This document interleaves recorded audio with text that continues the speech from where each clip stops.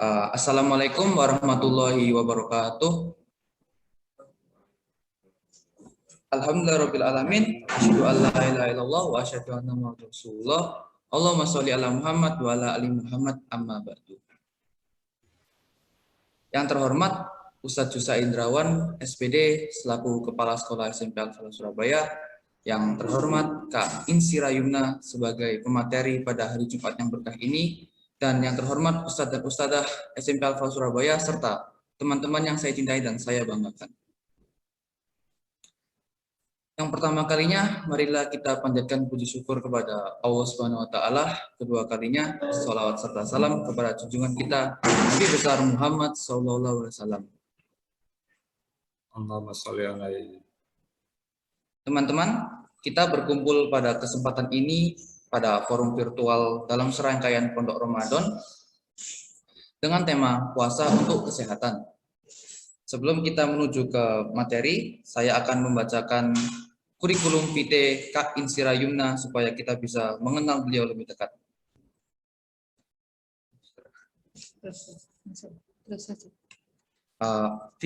Kurikulum vitae sebagai berikut.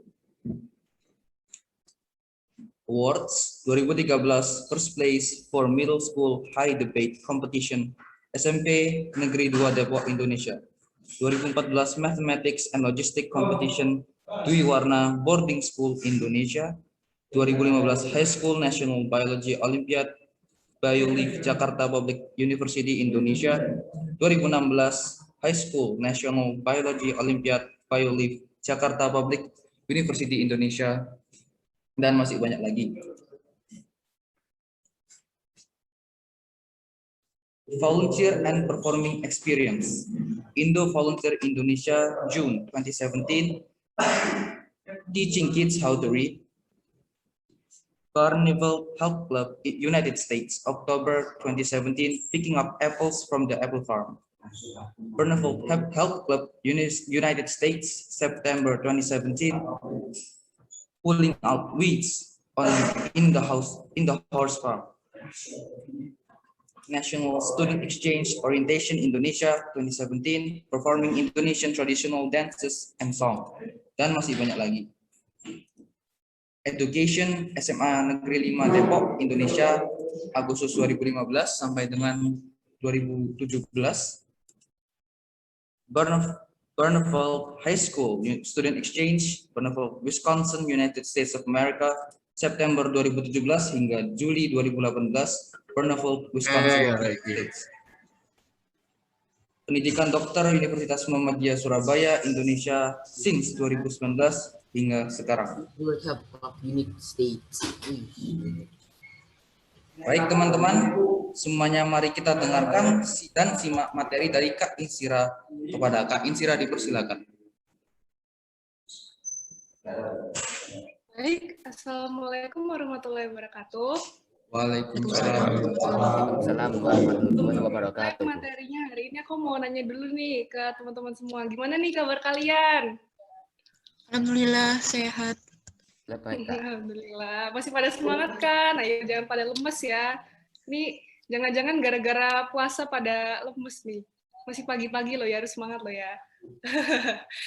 Oke, kalau gitu sekarang kita mulai aja materinya.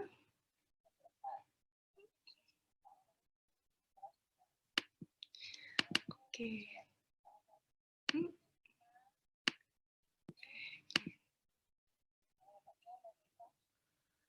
Oke.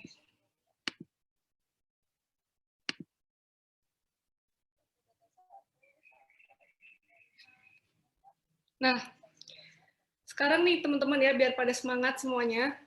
Kalau misalnya aku bilang, apa kabar kalian semua? Kalian jawab ya, Alhamdulillah, luar biasa, Allahu Akbar. Oke? Harus nyalain mic semua ya ini. Oke, siap? Apa kabar semuanya? Alhamdulillah luar biasa. Alhamdulillah. Yeay, kok pada loyo semua ini gimana nih? Ayo harus semangat dong. Masih awal-awal puasa ya ini ya. Oke, nah teman-teman, jadi hari ini kita bakal bahas tentang puasa. Puasa Ramadan ya, ini kan semua pasti pada puasa kan? Ada nggak yang nggak puasa? Ayo. Semoga ini ya, masih pada kuat semua ya. Oke, jadi hari ini kita akan membahas tentang puasa, dan topiknya hari ini adalah gimana sih biar puasa kita itu nggak sia-sia gitu. Oh ya teman-teman, ini kan nanti aku sambil mengajukan pertanyaan juga ya. Jadi kalau misalnya teman-teman ada yang mau jawab, bisa langsung di komen aja ya, atau langsung unmute juga boleh. Jadi biar nggak satu arah gitu ya. Oke. Nah, sebelumnya aku mau tanya nih, puasa itu apa sih? Ayo coba. Ada yang punya pendapat? Gak ada yang bener? Menahan diri. Gimana? Menahan diri. Nah, bagus, menahan diri. Terus apa lagi? Ada lagi yang punya pendapat? Oke. Jadi benar ya kata si Andini, puasa itu adalah menahan diri. Nah, jadi sebenarnya nih teman-teman, puasa itu adalah menahan diri dari segala sesuatu yang membatalkan puasa. Apa aja sih yang membatalkan puasa itu?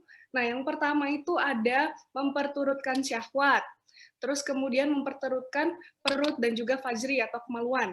Jadi kita ini harus menahan diri dari sesuatu yang berbau nafsu gitu ya teman-teman. Baik itu makan, minum, seperti itu ya. Dari terbit fajar hingga terbenamnya matahari gitu. Nah, aku mau cerita dikit nih teman-teman. Jadi sebenarnya ya teman-teman, kalau misalnya puasa di Indonesia ini, kita tuh sangat-sangat beruntung. Kenapa? Soalnya puasanya itu cuma 12 jam. Ya 12 jam lebih dikit lah ya. Jadi kayak subuh kan mungkin jam 4:30 gitu ya. Terus kita buka sekitar jam 5:30 sampai jam 6 lah ya. Jadi puasanya itu nggak lama-lama banget gitu loh teman-teman. Jadi aku mau cerita dikit nih. Waktu aku puasa, jadi dulu aku waktu SMA itu sempat sekolah di Amerika gitu kan. Nah, ternyata tahu nggak, di Amerika itu kalau musim panas, puasanya itu lebih dari 20 jam, bayangin. Jadi subuhnya itu kayak jam 4 gitu. Terus apa namanya, bukanya itu jam 9:30 malam. Jadi jadi bener-bener lama banget teman-teman gitu puasanya. Kayak aku itu waktu di sana jam 6 malam gitu ya, pas kalau jam maghrib di Indonesia itu udah lapar banget ya gitu rasanya, tapi harus masih nunggu lagi sampai jam 9:30 malam gitu. Jadi luar biasa banget ya perjuangannya umat muslim yang ada di Eropa, Amerika gitu ya, karena di sana itu siangnya lebih panjang daripada di sini gitu. Itu teman-teman. Jadi sebenarnya beruntung juga kita di Indonesia ini ya, puasanya nggak lama-lama banget gitu. Oke, nah terus selanjutnya ini ada ayat tentang puasa dari surat Al-Baqarah ayat 183 yang bunyinya adalah ya ayyuhalladzina amanu kutiba alaikumusiyam kama kutiba alal ladzina min qablikum la'allakum tattaqun. Nah, artinya adalah wahai orang-orang yang beriman, diwajibkan atas kamu berpuasa sebagaimana diwajibkan atas orang sebelum kamu agar kamu bertakwa. Gitu. Jadi tujuannya Allah itu memerintahkan kita untuk berpuasa. Selain kita itu harus menahan diri ya, menahan diri dari lapar, dari haus, menahan diri dari nafsu yang lain, seperti misalnya nggak boleh marah-marah, kayak gitu ya. Terus harus sabar gitu kan, harus sabar menunggu buka. Nah itu tujuannya adalah apa sih? Supaya kita ini bisa menjadi orang-orang yang bertakwa, teman-teman. Jadi seperti itu ternyata hikmahnya. Nah, terus kenapa sih kita harus puasa? Pernah nggak teman-teman bertanya gitu, kenapa sih kok kita harus puasa gitu? Kenapa kok kayak orang non-Islam gitu ya, kok mereka enak banget, nggak harus puasa, misalnya kayak gitu. Pernah nggak teman-teman berpikiran kayak gitu? Nah, kira-kira nih, kalau aku mau tanya lagi pendapat dari teman-teman, kira-kira kenapa sih kita kok harus puasa? Ayo, aku pengen tahu pendapatnya. Nggak ada yang benar, nggak ada yang salah ya. Untuk mengistirahatkan organ-organ tubuh, sistem Karena itu pencernaan. perintah Allah. Bagus, oke. Jadi tadi ada yang bilang apa mengistirahatkan organ tubuh. Terus yang satunya lagi tadi apa? Ada yang jawab satu lagi? Perintahnya Allah. Oh ya, oke. Menjalankan perintahnya Allah, luar biasa. Oke, ada lagi yang mau jawab? Kenapa sih kok kita ini harus puasa gitu? Ada? Oke, aku lanjut ya. Nah, jadi teman-teman, ternyata manfaat puasa buat kita tuh banyak banget ya. Salah satunya tadi yang udah disebutin sama teman-teman kalian tadi ya. Nah, yang pertama itu adalah teman-teman, jadi puasa ini dapat melatih diri untuk tetap bersyukur kepada Allah. Jadi bayangin deh, kalau misalnya kita nggak berpuasa gitu ya, kita makan setiap hari, kita minum, pasti kita rasanya kayak biasa aja kan. Misalnya nih kayak teman-teman gitu, misalnya teman-teman apa ya, nggak pernah, misalnya teman-teman pengen naik mobil BMW, misalnya nih, pengen naik mobil BMW, terus teman-teman belum pernah gitu ya. Terus teman-teman kayak mau naik tuh, pas udah naik kayak, wah ini luar biasa banget rasanya gitu kan. Tapi kalau misalnya teman-teman naik mobil BMW gitu, setiap hari naik itu terus, pasti lama-lama rasanya kayak biasa aja gitu kan. Nah, sebenarnya sama kayak puasa ini. Jadi misalnya, kalau kita kan tiap hari udah biasa makan, biasa minum gitu.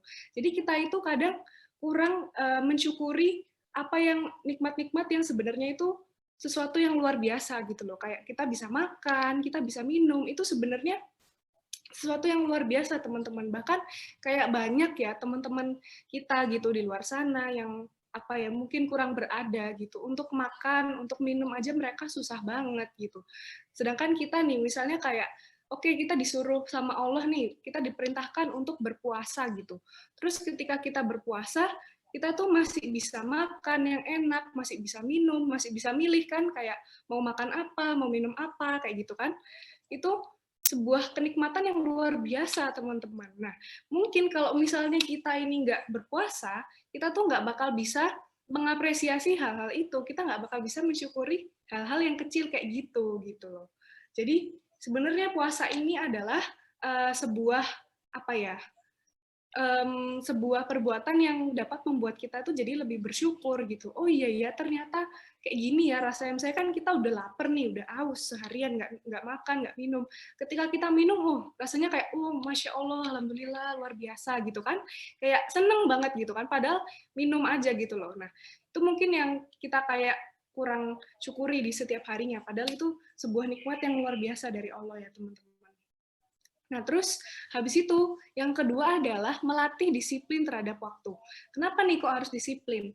Nah, jadi kalau misalnya kita puasa, itu kan misalnya sahur gitu ya. Sahur kan ada batas jamnya. Oh, misalnya kayak pas sudah imsak harus sudah mulai apa berhenti kayak gitu makannya kayak gitu kan. Jadi kita harus disiplin, misalnya bangunnya harus pagi, terus kita tidurnya jangan malam-malam karena kalau misalnya kita tidurnya malam-malam nanti kita bangunnya sulit gitu kan.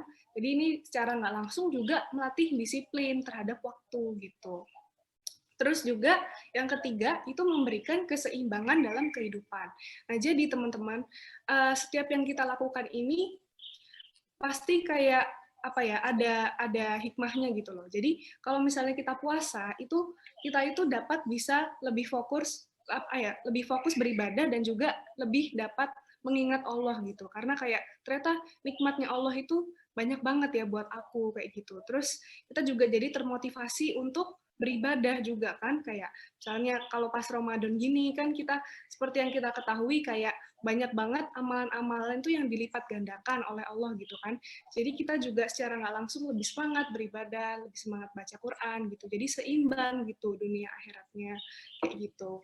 Terus yang selanjutnya ada mempererat silaturahmi dan juga meningkatkan kepedulian terhadap sesama. Jadi contohnya nih misalnya kayak ada buka bersama di rumah gitu ya sama keluarga atau misalnya ada buka bersama di masjid gitu ya.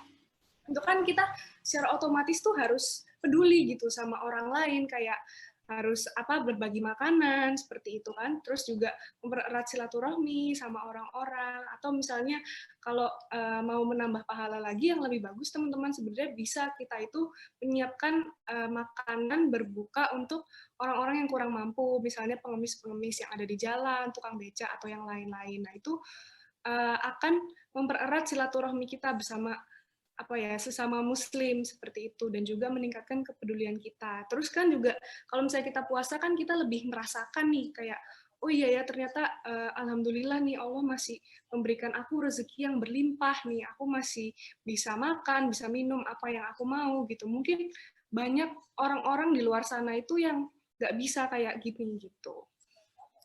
Nah, terus habis itu yang selanjutnya ada melatih diri menjadi tabah dan juga sabar. Nah, ini juga ya, kan kalau misalnya puasa, kita kan dilarang untuk makan, untuk minum, kita juga dilarang untuk marah gitu ya, nggak boleh emosi. Misalnya kalau kalian punya saudara, punya kakak, atau punya adik, kan biasanya sering berantem tuh ya. Nah, itu harus tahan-tahan gitu kan, kalau misalnya adik lagi bikin apa, lagi bikin gara-gara atau apa, harus tahan, nggak boleh marah, harus sabar. Nah, itu juga melatih diri dan juga melatih kesabaran. Nah, terus selanjutnya ada juga mencegah penyakit gitu. Jadi sebenarnya dari puasa ini banyak banget penyakit-penyakit yang dicegah, seperti misalnya kayak obesitas, seperti itu ya, makan yang terlalu berlebihan, terus kayak misalnya penyakit jantung koroner, penyakit diabetes, kencing manis. Jadi kan otomatis kalau puasa ini kan organ kita kan beristirahat ya, jadi kita nggak makannya itu nggak terlalu berlebihan gitu, akhirnya jadinya dapat mengurangi resiko dari penyakit-penyakit seperti itu. Nah, terus nih lanjutannya ada manfaat puasa untuk kesehatan. Nah, jadi ini aku sumbernya dari Kementerian Kesehatan ya.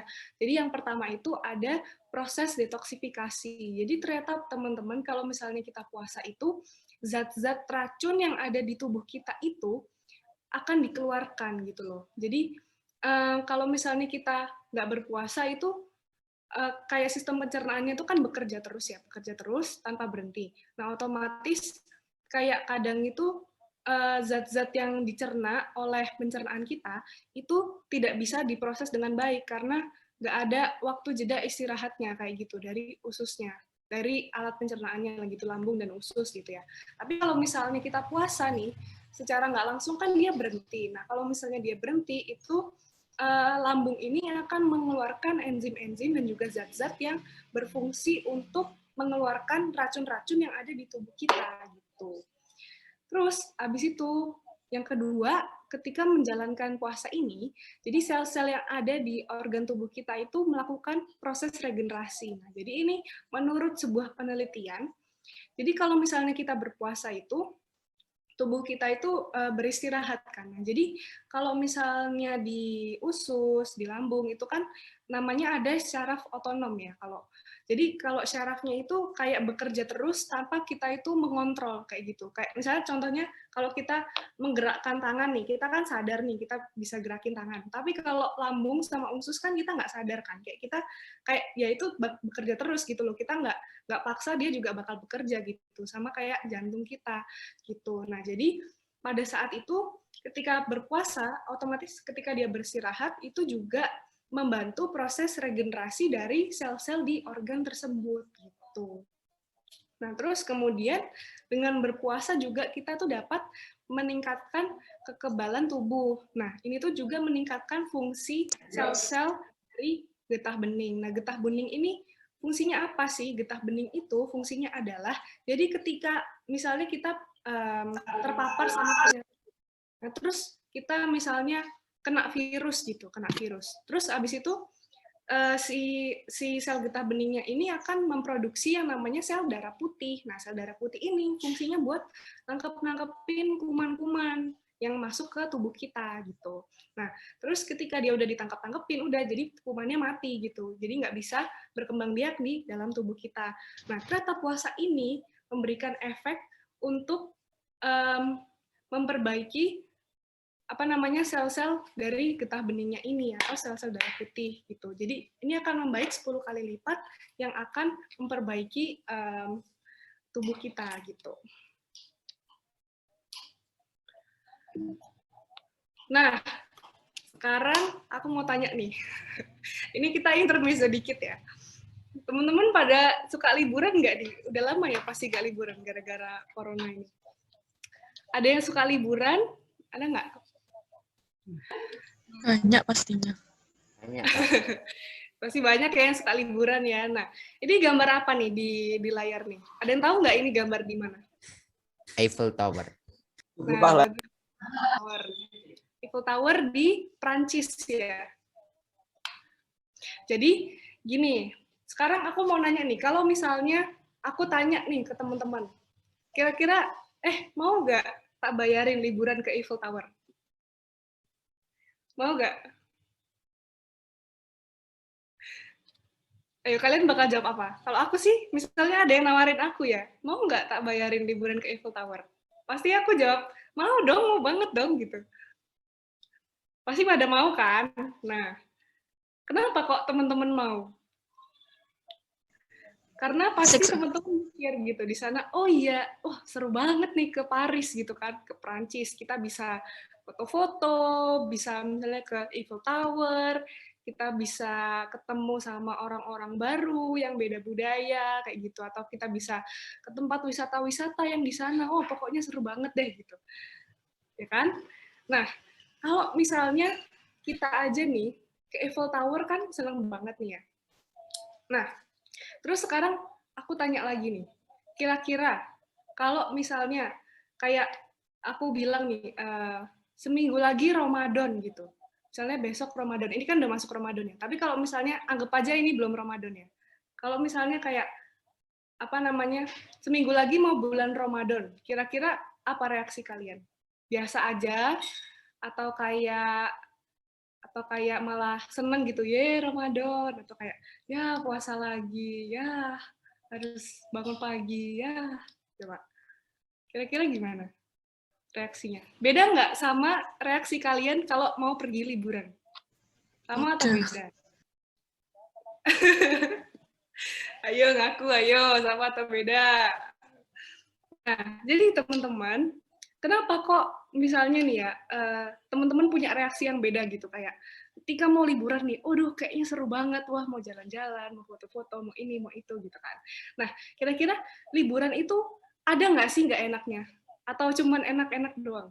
Pasti ada kan nggak enaknya. Ya, misalnya contohnya nih, kalau misalnya kita mau ke Paris gitu ya, kita kan harus naik pesawat, harus ngurus paspor, harus packing, harus nyiapin segala macem gitu kan, tapi kayak capek banget gitu kan, terus jalan-jalan, misalnya jalan-jalannya kan pasti capek juga kan, dari pagi sampai malam, kayak gitu, muter-muter, nah pasti capek kan, tapi kenapa kok teman-teman seneng gitu pas mau liburan ini, excited, kenapa? Kok kayak, aduh nggak sabar deh mau liburan, kayak gitu, kenapa? Karena ketika mau liburan, teman-teman itu tahu apa yang akan teman-teman dapatkan, apa hal-hal positif yang akan teman-teman dapatkan dari liburan itu. Nah, sebenarnya teman-teman, hal ini sebenarnya sama kayak Ramadan. Nah, ketika kita misalnya menghadapi Ramadan gitu ya, kita itu harus punya mindset yang positif terhadap Ramadan itu sendiri.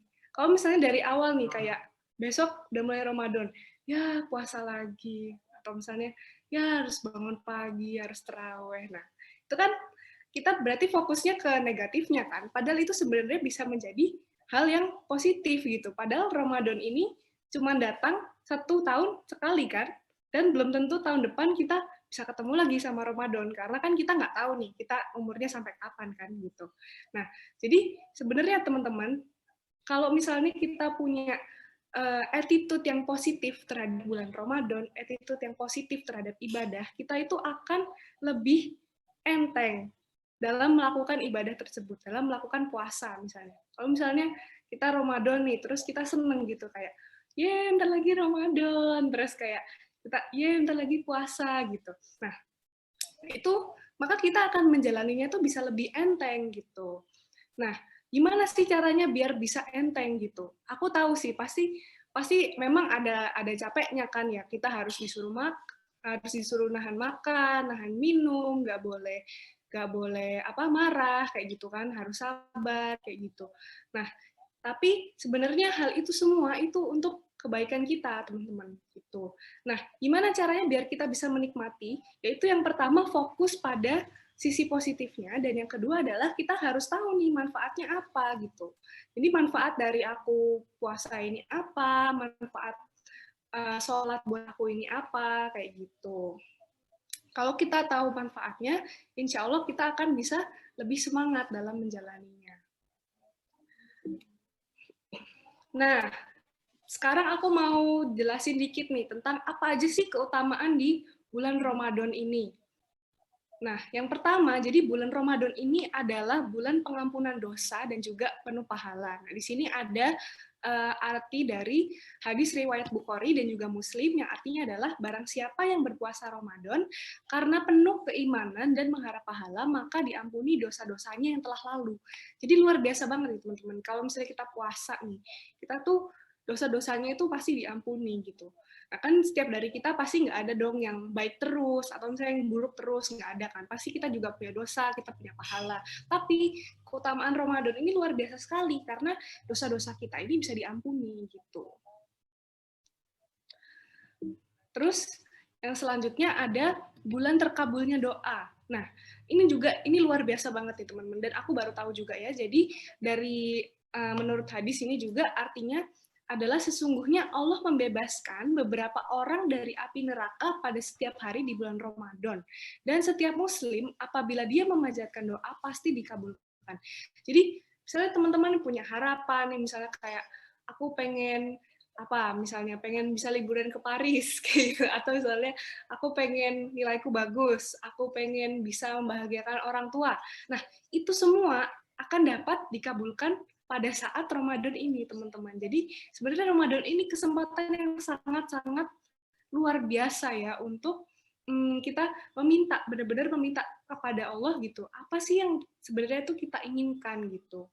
Karena doa orang yang berpuasa di Ramadan itu tidak tertolak gitu. Jadi luar biasa banget ini ya, teman-teman.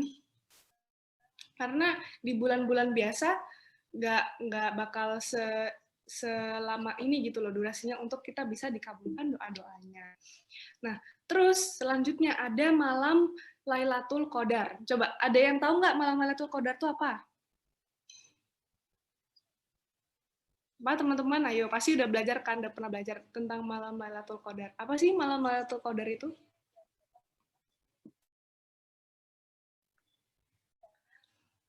Nah, jadi teman-teman ya, malam Lailatul Qadar itu adalah di Quran itu dideskripsikan sebagai malam yang lebih baik daripada 1000 bulan. Bayangin aja, 1000 bulan loh teman-teman. 1000 bulan itu berapa tahun itu? 1 tahun aja 12 kan? 1000 berarti berapa? Berapa tahun? 10 tahun lebih lah ya, 10 tahunan lah ya. Jadi bayangin deh, malam yang lebih baik daripada 1000 bulan. Kenapa baik?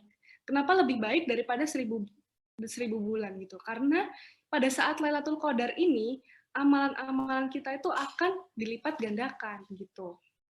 Nah, jadi ini juga ya, siapa yang berpuasa pada bulan Ramadan, maka 1 bulan sama seperti 10 bulan. Dan siapa yang berpuasa setelah itu, berpuasa selama 6 hari sesudah Syawal, hal itu sama nilainya dengan puasa sempurna 1 tahun, bayangin.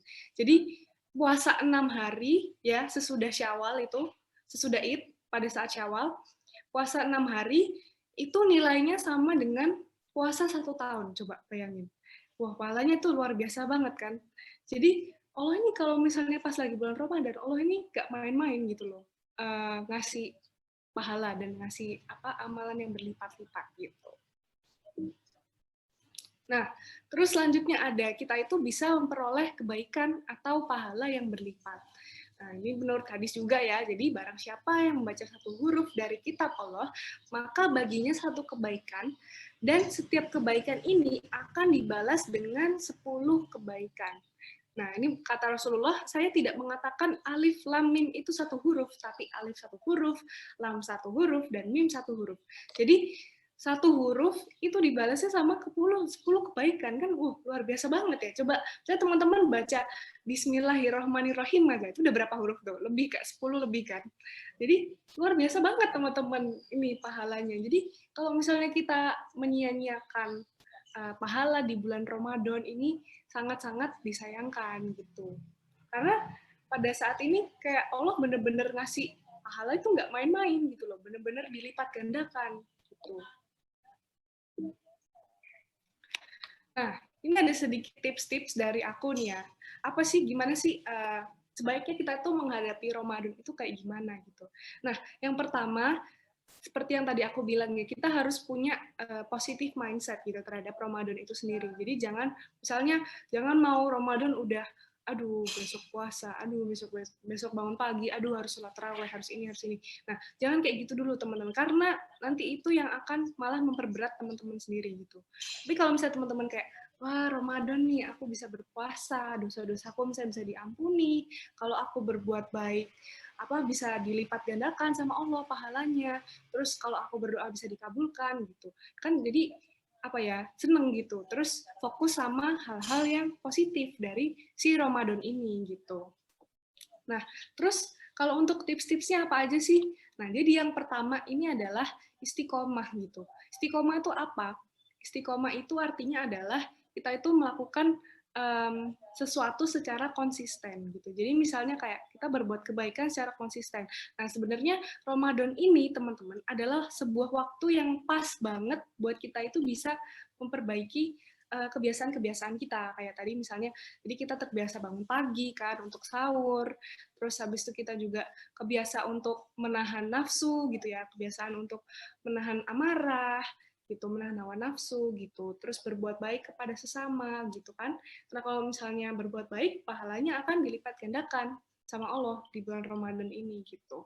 Terus yang kedua, ada membuat target. Nah, supaya Ramadan ini bisa efektif ya, teman-teman ini harus buat target. Apa sih target Ramadanku gitu. Jadi apakah aku mau khatam Quran, atau misalnya mau sedekah nih setiap hari, atau mau misalnya sholat duha setiap hari, sholat sunnah setiap hari, apapun itu pokoknya harus dibikin targetnya. Karena kalau misalnya kita nggak bikin target nih, kita cuma dipikirin aja, oke aku punya target ini, tapi nggak ditulis gitu ya, itu kita tuh akan cenderung lupa gitu loh. Kalau perlu tulis terus tempel di kamar misalnya, di tempat yang teman-teman sering lihat gitu. Itu nanti secara nggak sadar akan masuk ke alam bawah sadar, dan kita bisa setiap hari itu kayak mengevaluasi diri gitu. Kira-kira aku ini bisa menjalankan goalsku dengan baik nggak sih, menjalankan targetku dengan baik nggak, atau apa nih yang harus aku perbaiki untuk bisa mencapai target-targetku ini, kayak gitu.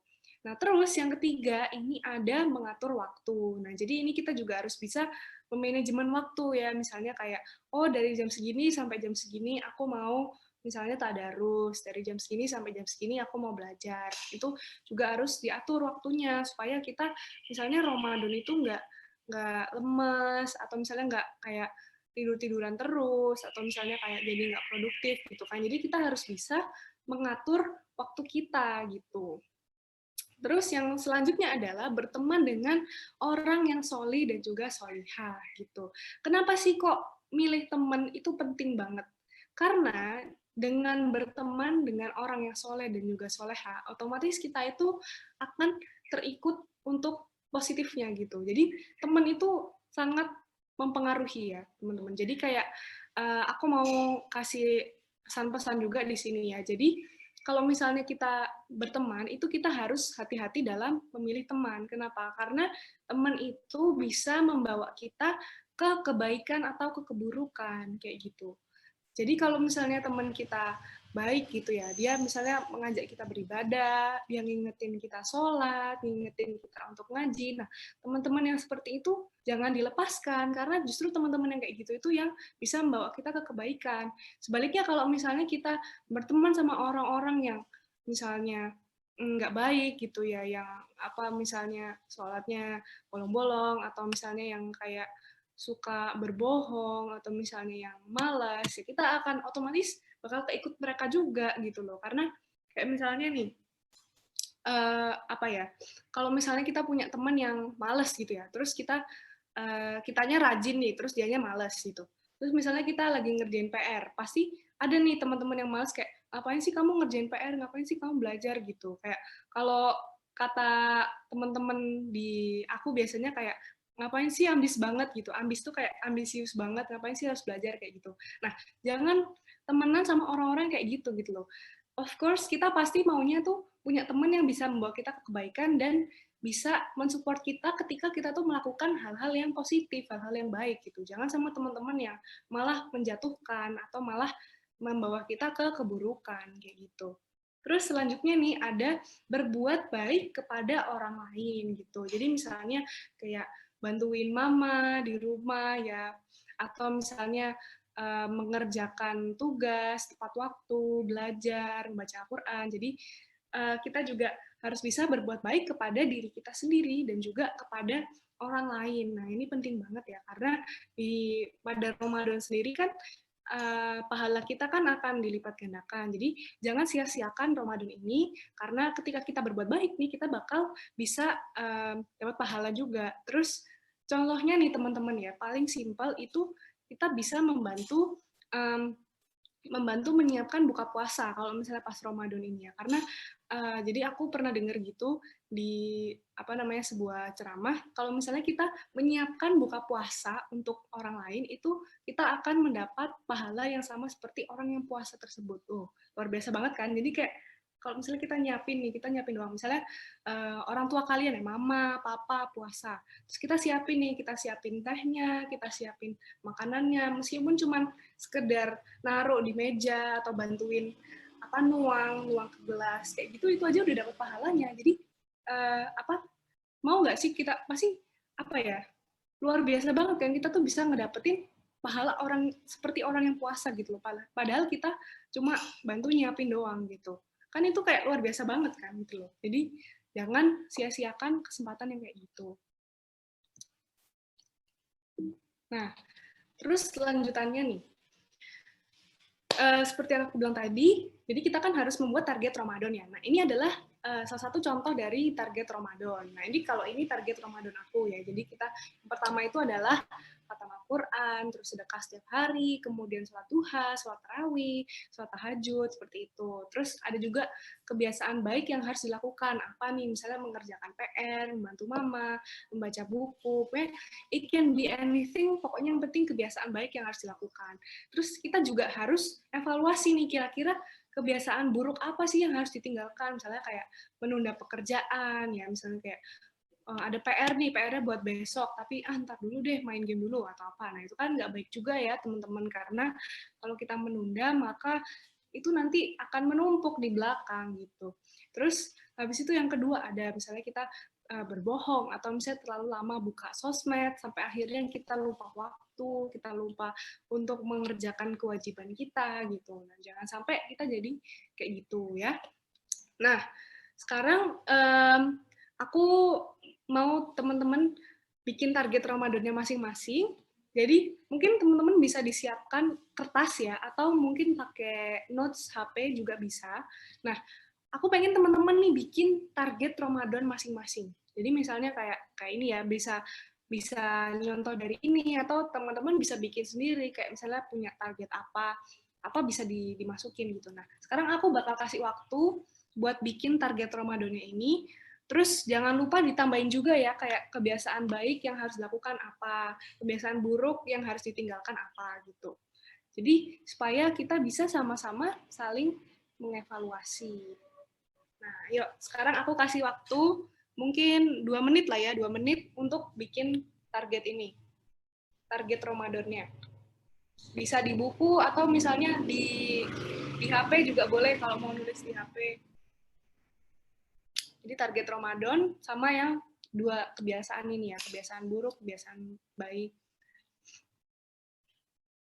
Karena kalau misalnya nggak kita tulis di teman-teman, kita bakal pasti lupa gitu loh. Pasti bakal ya udahlah gitu. Tapi kalau misalnya kita punya target, kita bakal lebih semangat gitu.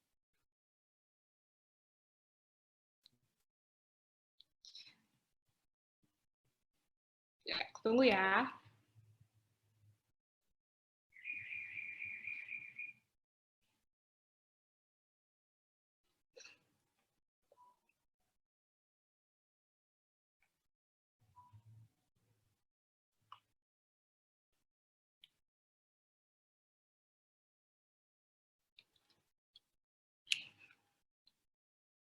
Minum air putih Mbak, ini isi ulang kan? Cleo kan?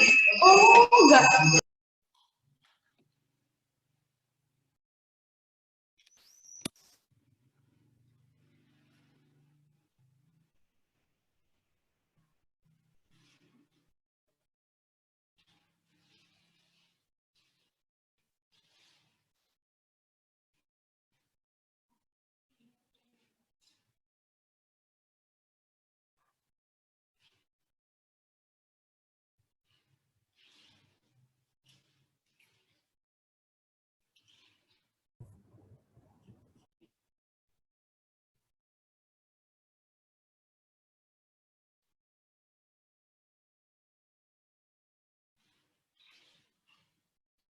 Ada yang udah selesai belum bikinnya?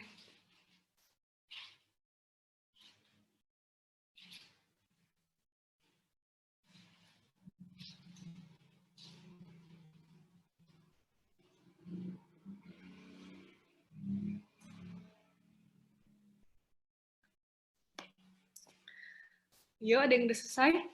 Mungkin yang udah selesai bisa di-share dong ke teman-temannya. Targetnya apa sih pas Ramadan ini? Ayo.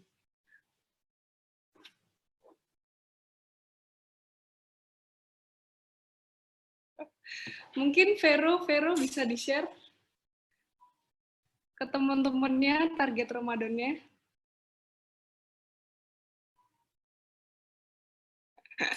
Ayo, masih malu-malu ya ini ya. Ayo, nggak apa-apa. Biasanya kalau kita sharing, ini loh, lebih semangat loh. Share gimana? Ayo, siapa nih yang mau share? Ayo. Katanya tadi di akhir acara ada door prize ya tuh. Ayo, ini masuk nilai loh, keaktifan loh. Mau nggak dapat door prize?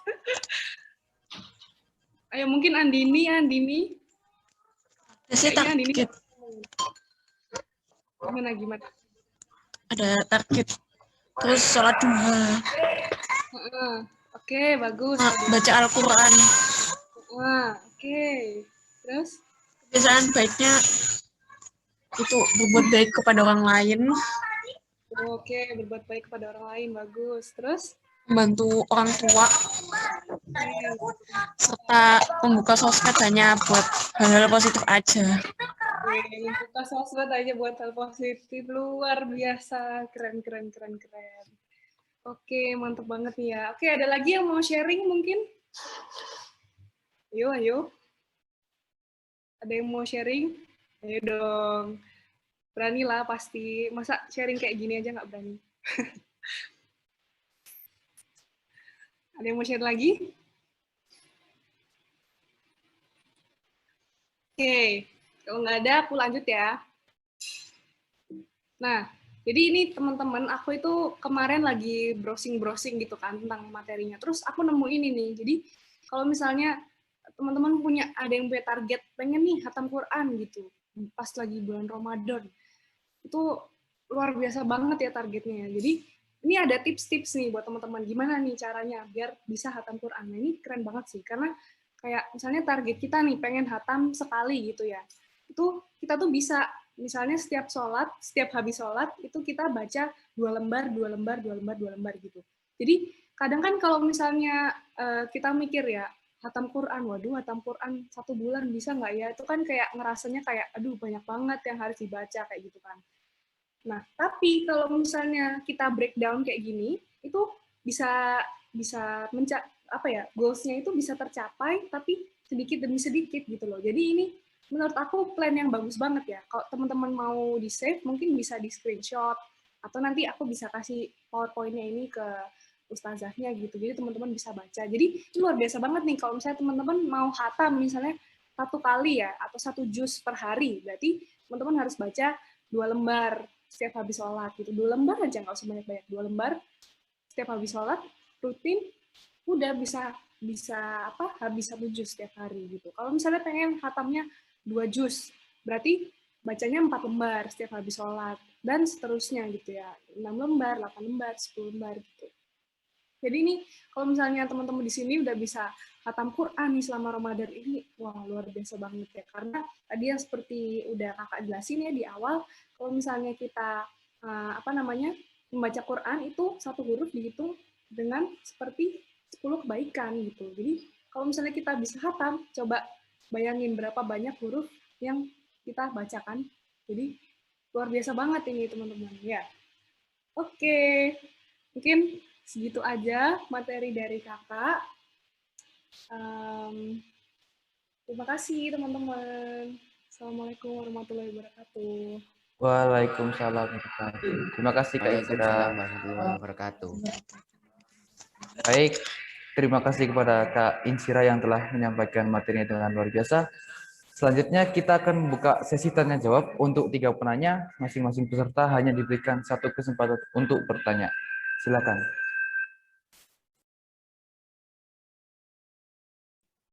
Ayo yang mau bertanya silakan tanya ke Kak Insirah.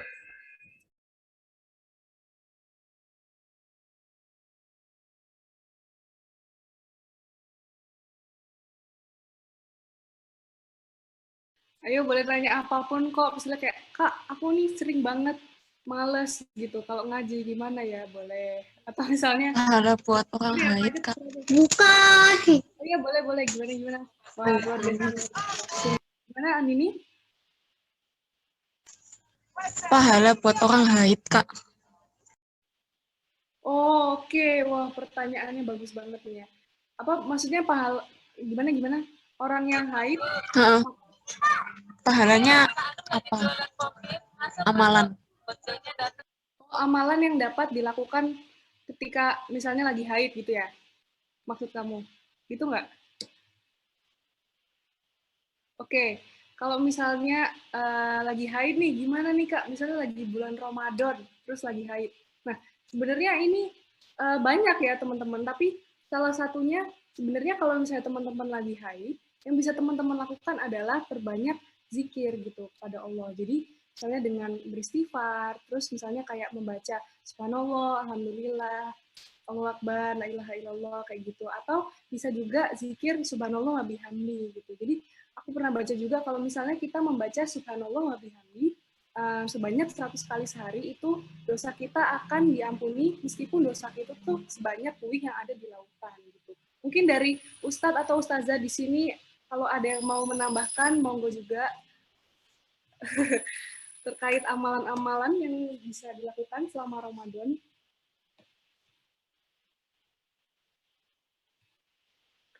Oke, kalau tidak ada mungkin um, ada lagi mungkin yang mau bertanya?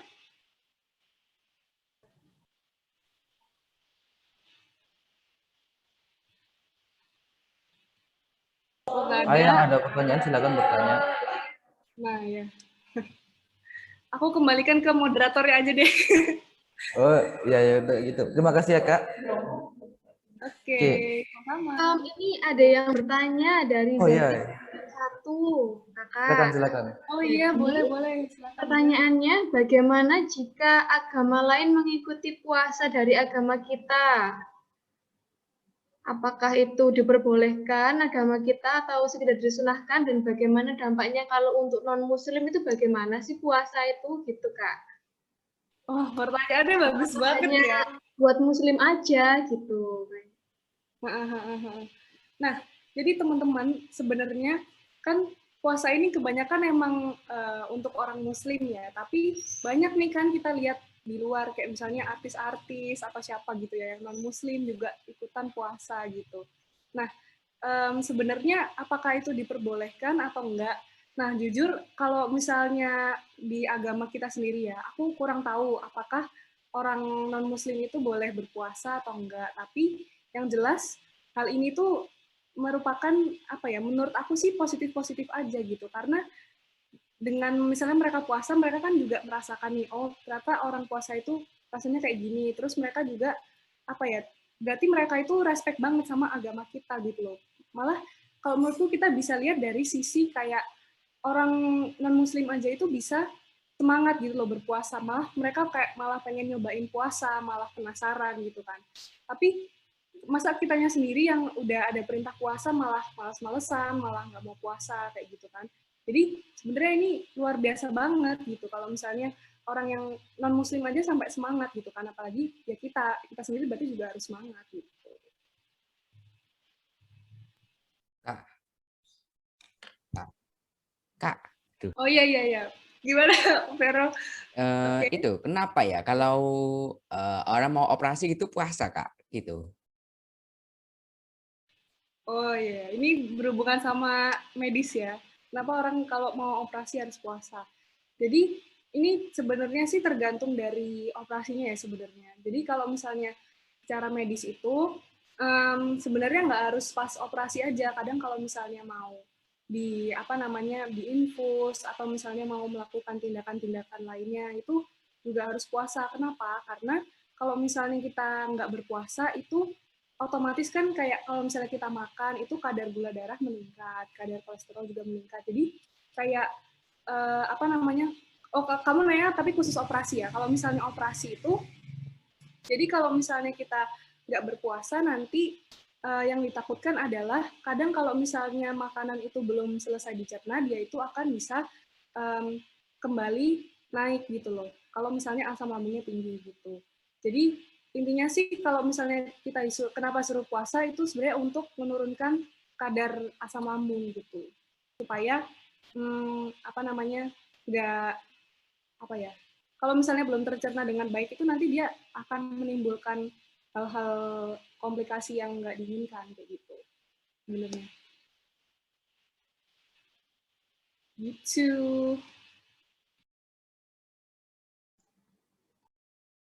Aku seneng banget nih kalau misalnya pada aktif kayak gini ya, pada mau nanya. Keren-keren banget. Halo Kak. Ada lagi mungkin yang mau nanya?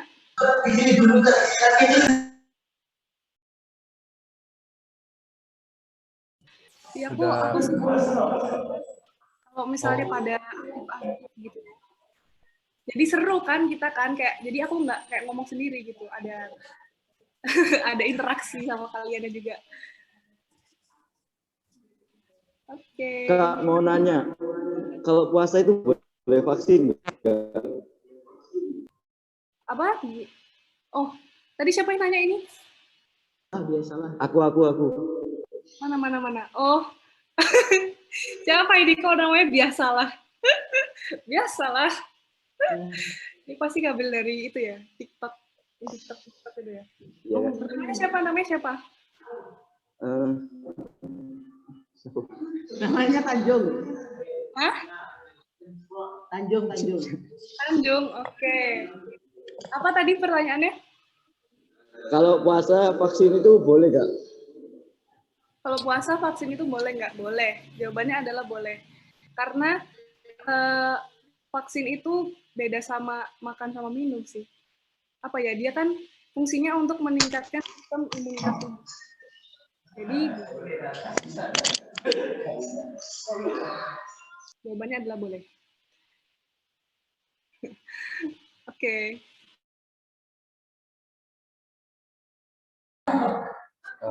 Baik, terima kasih Kak Insira. Alhamdulillahirobbilalamin, kita telah melaksanakan kajian ini dengan tertib. Semoga Allah memberikan kita keberkahan dan keriduannya kepada kita semua. Amin ya rabbal alamin.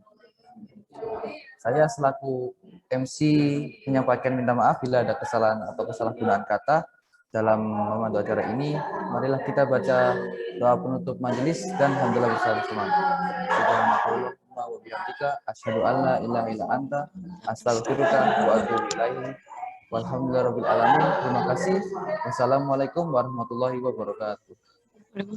Waalaikumsalam warahmatullahi wabarakatuh.